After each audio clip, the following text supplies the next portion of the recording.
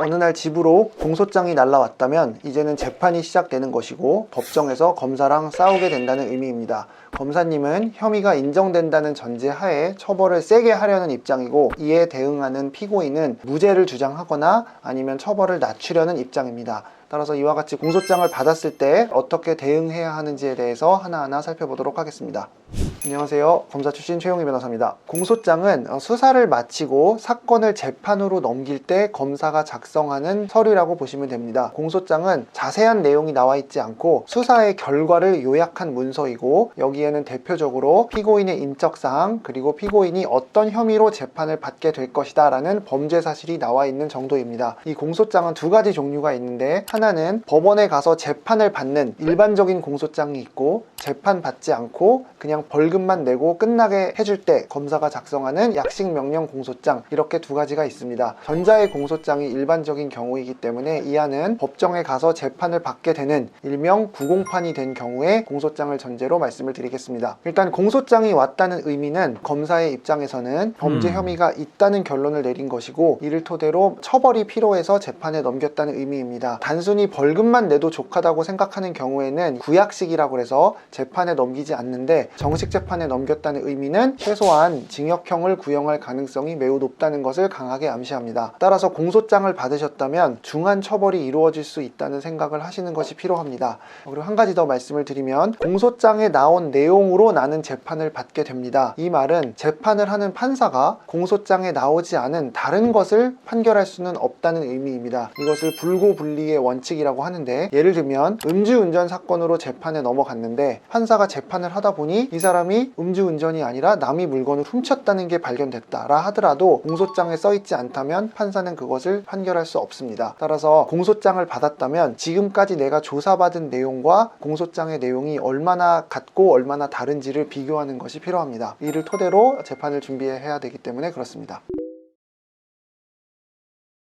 일반적인 순서를 말씀드리면, 검사가 사건을 재판에 넘기면 당사자는 먼저 부공판 됐다는 문자를 받게 되고, 한 1, 2개월 또는 2, 3개월이 지나고 나서 공소장이라는 것을 법원에서 받게 됩니다. 따라서 공소장을 받고 나서가 아니라 그 전에 구공판으로 갔다는 문자를 받고 나서 필요한 조치를 취하는 것이 더 옳습니다. 우선 첫 번째로 가장 먼저 할 일은 변호사 상담입니다. 변호사 선임이 아니고 상담이라는 말씀을 다시 한번 강조드립니다. 앞에도 설명드렸지만 공소장을 받았다는 건 재판을 받게 된다는 의미이고, 이는 검사는 법정에서 징역형을 구형할 가능성이 매우 높다는 의미입니다. 따라서 사안이 가볍지 않기 때문에 변호사와 상담을 해서 방향을 어떻게 정하고 재판은 어떻게 준비해야 될지에 대해서 논의를 하시는 것이 필요합니다. 참고로 재판에서 변호사를 선임하는 것은 결코 의무가 아닙니다. 변호사 선임이 의무인 경우는 법에 규정이 있는데, 예컨대 70세 이상이거나 정신적으로 도움이 필요한 이런 예외적인 경우를 제외하고는 변호사 선임은 선택입니다. 따라서 공소장을 받을 때 통상 국선 변호사 선정을 원하는지를 확인하는 양식도 함께 옵니다. 따라서 원하면 국선 변호사 선정을 요청하셔도 상관은 없습니다. 그런데 뭐 다 그렇진 않겠지만, 제가 의뢰인들에게 듣기로는 좀 연락이 잘 안 돼서 매번 답답하다는 이야기를 들을 때가 굉장히 많이 있는데, 국선 변호사 선정도 고려하고 계시다면 내 사건을 맡게 될 국선 변호사님이 어떤 분인지 꼼꼼하게 잘 따져보셨으면 좋겠습니다. 이렇게 해서 변호사와 상담을 하게 된다면 공소장 내용을 토대로 이 혐의를 내가 인정할지, 그리고 부인할지, 인정한다면 어떤 주장을 통해서 처벌 수위를 낮출 수 있을지, 이런 재판 전략을 짜는 것이 필요합니다. 두 번째는 증거 기록을 등사하는 것입니다. 등사라는 말은 복사한다는 의미입니다. 수사 과정은 비공개고 재판 과정은 공개입니다. 뭐가 공개고 뭐가 비공개냐 하면 증거 기록이 그렇습니다. 그래서 검사는 재판에 넘길 때 유죄로 만들기 위한 증거를 이미 준비를 해놓은 상태인데, 이 증거를 저희가 복사해서 본다는 뜻입니다. 이걸 봐야 고소인이 어떤 주장을 하고 있는지를 알 수 있고, 비공개여서 우린 몰랐지만 그 사이에 경찰과 검사는 어떤 증거들을 수집했는지를 알 수 있고, 그래야 판사는 어떻게 판단할 가능성이 있으니 우린 거기에 맞춰서 어떤 준비를 할 수 있다라는 전략을 세울 수 있습니다. 결국 증거 기록을 검토하는 것은 시험으로 치면 출제 범위가 확정되는 거라고 볼 수 있습니다. 그 안에서 이 자료를 보고 결론이 나올 것이기 때문에 그렇습니다. 적지 않은 의뢰인들이 그 증거 기록 등사를 제가 해도 되나요? 라고 물어보는데, 변호사는 대리인에 불과하기 때문에 의뢰인은 당연히 변호사가 할 수 있는 모든 걸 할 수 있습니다. 그런데 증거 기록 중에는 좀 민감한 내용이 담긴 사진이나 CD 이런 것들은 복사를 해주지 않을 수도 있어서, 이런 경우에는 변호사와 함께 검찰청을 방문해서 직접 눈으로 보는 열람만 해야 하는 경우도 있을 수 있습니다.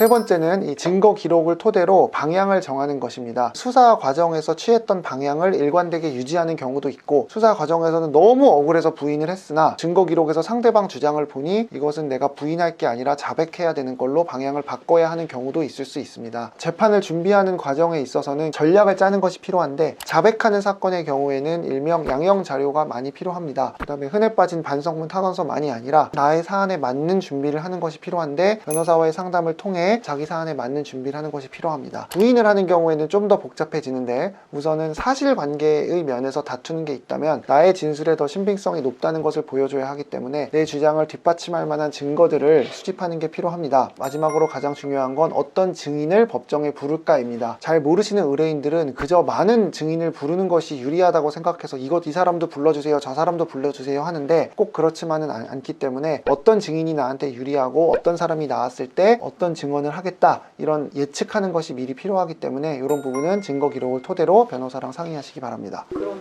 재판을 앞두고 있으면 변호사는 꼭 선임을 해야 될까요? 아까 잠깐 말씀드린 것처럼 선임은 예외적인 몇 가지의 경우를 빼고는 필수가 아닙니다. 그러나 꼭 드리고 싶은 말씀은 상담만큼은 꼭 받으라는 겁니다. 그리고 정식 재판에 넘어갔다는 의미 자체는 사안이 가볍지 않을 수도 있기 때문에 꼭 변호사랑 상담을 하시고, 의뢰인들을 봤을 때 가장 안타까운 점은 일단 1심 재판은 혼자 해보고 나중에 항소심, 즉 2심에 가면 그때 변호사 도움 받아야지입니다. 이것만큼 어리석은 게 없습니다. 한번 나라에서 어떤 결론이 내려지면 그 결론은 바뀌지 않을 가능성이 훨씬 높습니다. 1심 재판에 모든 것을 걸고 최선을 다해서 싸우는 것이 필요합니다. 오늘은 공소장을 받았을 때 어떻게 대처해야 하는지에 대해서 말씀드렸습니다. 이제 공소장이 날아왔다는 의미는 엄한 처벌을 받을 수 있다는 것을 국가에서 암시하는 것입니다. 따라서 전문가와의 상담을 통해 재판에서 어떤 방향으로 나아갈지를 결정하시기 바랍니다. 다시 한번 강조드립니다. 변호사를 선임하지 않아도 상관없으니 부디 변호사를 찾아가서 꼼꼼한 상담만큼은 받으시기 바랍니다. 그래서 궁금한 점이 있으시면 댓글을 남겨주시면 답변 드리도록 하겠습니다. 이상 최용희 변호사였습니다. 감사합니다.